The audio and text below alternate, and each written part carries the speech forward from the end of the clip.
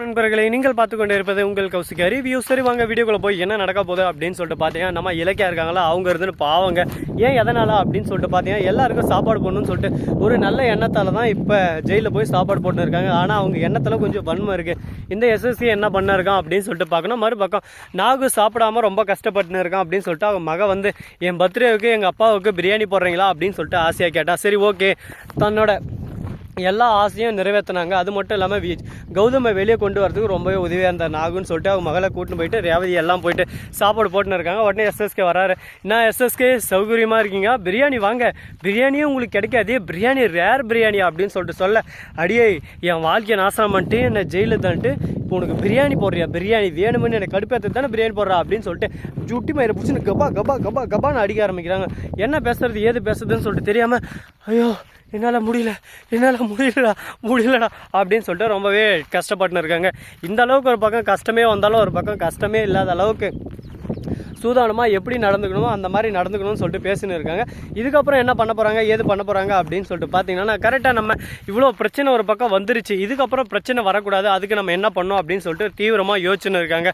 உடனே நம்ம எஸ்எஸ்கே இருந்து உங்களை உயிரோட விட்டாதானே எனக்கு பிரச்சனைன்னு சொல்லிட்டு அவன் கையில் இருக்கிற தட்டுக்குதில் அதை எடுத்து அப்படியே சும்மா நம்ம இலக்கியா இருக்காங்களே அவன் மண்டையில் கபா கபா கபா கபான்னு அடிக்க ஆரம்பிச்சுறாங்க. இலக்கியா மயக்கம் போட்டு கீழே வந்துடுறாங்க. மறுபக்கம் ரேவதி, அடியை உன்னால தாண்டி என் வாழ்க்கையை நாசமாக போண்டு அப்படின்னு சொல்லிட்டு கழுத்தை பிடிச்சின்னு ஒரு பக்கம் நெருக்குறாங்க. இப்போ உயிரே ஒரு பக்கம் உயிர் போன மாதிரி ஒரு பக்கம் துடிச்சுன்னு இருக்காங்க. உயிருக்கே ஆபத்து. இப்போ என்ன பண்ண போகிறோன்னு சொல்லிட்டு தெரியல. கடவுளே என்னடா இது, நமக்கு வந்து சோதனைன்னு எங்கேயோ போனால் இங்கே வந்து சோதனை நம்மளை சுற்றி அடிக்குதே அப்படின்னு சொல்லிட்டு வேதனை ஒரு பக்கம் மூழ்கிட்டு இருக்காங்க. சரி எவ்வளோதான் வேதனை கஷ்டம் நஷ்டம் துக்கம் துயரம் எல்லாமே வந்தாலும் எல்லாத்தையும் ஒரு பக்கம் நாம தாங்க ஏற்றுக்கணும். எந்த ஒரு விஷயத்தையுமே சாதாரணமாக எடுத்துக்கூடாது.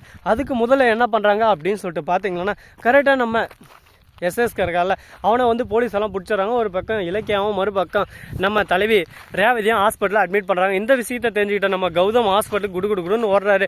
நம்ம பைரவிதுன்னு ஒரு பக்கம் இதெல்லாம் தேவை தான், அவங்களுக்கு வேலை வெட்டி இல்லாமல் பிரியாணி போடணும்னு சொல்லிட்டு யார் கேட்டாப்போ எதுக்கு ஆடின்னு போனாங்க அப்படின்னு சொல்லிட்டு திட்ட ஆரம்பிச்சிடறாங்க. ஆனால் நாகு சும்மா இல்லைங்க, இவங்களை அடிச்சுட்டு பார்த்து நாகு அப்படியே சும்மா வந்து ஒரே அடி தான் எஸ்எஸ்கே சுருண்டு வந்துடுறான். எஸ்எஸ்கேவும் ஹாஸ்பிட்டலில் இப்போ அட்மிட் பண்ணிட்டாங்க.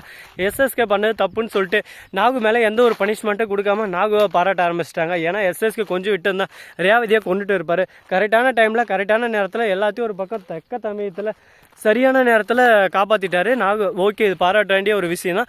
அதே சமயத்தில் நம்ம இலக்கியா இருக்காங்களா அவங்க இருந்துன்னு இப்போ ரொம்பவே ஒரு கிரிட்டிக்கலான ஒரு சுச்சுவேஷனில் இருக்காங்க. ஏன் எதனால் அப்படின்னு சொல்லிட்டு பார்த்தீங்கன்னா, அவங்க மயக்க நிலையிலேருந்து இன்னும் வெளியே வரல, கோமா ஸ்டேஜுக்கு கூட போகிறதுக்கு வாய்ப்பு இருக்குது. ஏன்னா அவங்க பின்மண்டியில் அடி அந்த மாதிரி பலமாக அடிச்சிட்டாங்க. இப்போ என்ன பண்ணுறது கௌதம் அப்படின்னு சொல்லிட்டு முடிச்சுன்னு இருக்காங்க.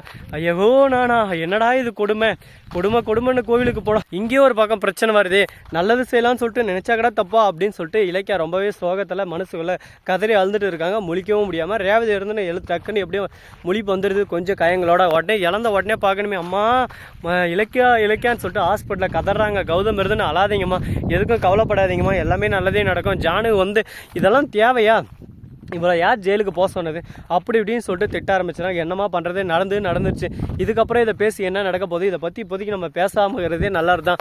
சரி பார்த்துக்கலாம், பிரச்சனை எவ்வளவோ எல்லாத்தையும் கடந்து தான் இந்த இடத்துக்கு வந்திருக்கோம், இதுக்கு மேலே பிரச்சனை வராமல் இருக்கணும்னா அது நம்ம கையில் தான் இருக்குது அப்படின்னு சொல்லிட்டு பேசின்னு இருக்காங்க. இதுக்கப்புறம் என்ன பண்ண போகிறாங்க ஏது பண்ண போகிறாங்க, அடுத்து இவங்களோட ஆக்ஷன் மூவ் என்னவா இருக்கும் அப்படின்ற ஒவ்வொரு விஷயத்தையும் நம்ம பார்த்து தெரிஞ்சுக்கலாங்க. அதுக்கு முன்னாடி இன்னொரு இன்ட்ரெஸ்டிங்கான ஒரு விஷயம் சொல்ல போகிறாங்க. அந்த விஷயம் என்னடா அப்படின்னு சொல்லிட்டு பார்த்தீங்கன்னா, நம்ம எஸ்எஸ்கே இருக்கார்ல அவர் ஜெயிலில் வந்து அவருக்கு இப்போ வந்து 6 மாதம் தான் ஜெயில் தண்டனை கொடுத்துருந்தாங்க. இந்த மாதிரி போட்டு தனம் முள்ள மாதிரி தனம் பண்ணதுனால இப்போ இந்த மாதிரி குழம்பு வச்சதுனால அவருக்கு 3 வருஷம் ஜெயில் தண்டனை, எந்த ஒரு ஜாமீனும் இல்லை கீமீனும் இல்லை, ஒழுங்கு மரியாதை ஓடி போயிரு அப்படின்ற மாதிரி தந்துட்டாங்க. இப்போ என்ன பண்ணுறதுன்னு சொல்லிட்டு தெரியாமல் என் வாழ்க்கையில் கஷ்டமே இருக்குது, வாழ்க்கை இருக்கே அப்படின்னு சொல்லிட்டு கதறி அழுதுன்னு இருக்காரு. இதுக்கு தான் எஸ்எஸ்கே சொல்கிறது, சாத்தின்னு சைலண்ட்டாக இருக்கணும்னு சொல்லிட்டு கை காலை வச்சுன்னு கம்முன்னு இருந்தால் இது தேவையா, பிரியாணி போட வந்தாங்களா, அடடா பிரியாணி நமக்கு யாரா போடுவாங்க, அதுவும் பீஸ் வச்ச லெக் பீஸ் பிரியாணி கிடைக்கிற போது பயன்படுத்திக்கிட்டு சந்தோஷமாக வாழ்க்கையை கொண்டாடுறானா, அதை விட்டுட்டு எனக்கு பிரியாணி வேணும், குஸ்கா வேணும், பரோட்டா வேணும், சிக்கனும் வேணும் அப்படின்னு சொல்லிட்டு ஆணவத்தில் ஆடினு இருந்தால் என்ன நடக்கும் சொல்லுங்கள் பார்க்கலாம். இதுக்கு தான் சொல்கிறது, அடக்கும் அமரருள் உயிக்கும் அடங்காமை ஆறிருள் உயித்துவிடும் தீயினால் சுட்டப்புண் உள்ளாரும் உள்ளாராதே நாவினால் சுட்டவடு. இந்த 2 ஒழுக்கம் விழுப்பம் தரலான் ஒழுக்கம் உயிரினும் மேலாக உமப்படும். இது 3 திருக்குறளுக்கும் பொருத்தம் எல்லாமே நம்ம எஸ்எஸ்கேவுக்கு கருத்து. அதில் ஆப்போசிட்டில் என்ன வருதோ அது எல்லாமே எஸ்எஸ்கே தாங்க. இதை பின்பற்றினாவே போதும், எஸ்எஸ்கேவோட வாழ்க்கை ஜம்முன்னு கும்முன்னு போகும். ஆனால் எஸ்எஸ்கே இதை பின்பற்றுவாரா தொடருவாரான்னு சொல்லிட்டு பார்த்தீங்கன்னா வாய்ப்பு இல்லை ராசா, வாய்ப்பு இல்லை. அவரை பொறுத்த வரைக்கும் இதெல்லாம் என்கிட்ட பேசக்கூடாது, நான் என்ன செய்கிறேனோ அதுதான் எனக்கு கரெக்டு, நான் பண்ணுறது மட்டும்தான் கரெக்டு அப்படின்னு சொல்லிட்டு ஆணவத்தில் ஆடினு இருக்காரு. இதெல்லாம் எங்கே போய் முடிய போகுதுன்னு சொல்லிட்டு தெரியல. போகிற போக்கில் நாமளும் ஒரு பக்கம் போவோமா ஊர்கோலம் அப்படின்னு சொல்லிட்டு போய் தான் ஆகணும். அந்த மாதிரி தாங்க ஒரு பக்கம் பிரச்சனைகள்லாம் வந்துன்னு இருக்குது. இந்த பிரச்சனைக்கு நடுவில் வேறு எதுவும் பிரச்சனை வராதா அப்படின்னு சொல்லிட்டு பார்த்தீங்கன்னா கண்டிப்பாக பிரச்சனை வரும். நம்ம கௌதமே இப்போ கொலை வெறியில் இருக்கார். எஸ்எஸ்கே பார்த்தாரானா தக்காளி வாங்கி நான் சும்மா விட மாட்டேன், இன்றைக்கி என் பொண்டாட்டியை அடித்து படுக்க வச்சுக்கிறானே, அவனை எங்கே பார்த்தாலும் நேரில் பார்த்தாலும் சரி கனவுல பார்த்தாலும் சரி நான் அடித்து கொல்லாம விட மாட்டேன் அப்படின்னு சொல்லிட்டு வெறிக்கொண்ட வேங்க மாதிரி இருக்கார். இந்த வெறிக்கொண்ட வேங்கியை யாரான ஒருத்தர் தடுத்து நிறுத்துங்கடா, டேய் நிறுத்துங்கடா அப்படின்ற மாதிரி தான் ஒரு பக்கம் சொல்லு இருக்குது. ஆனால் நிறுத்துறதுக்கு யாருமே இல்லைங்க. ஏன்னா அந்த அளவுக்கு ஒரு பக்கம் வெறிக்கொண்ட வேங்கையாக இருக்கார்.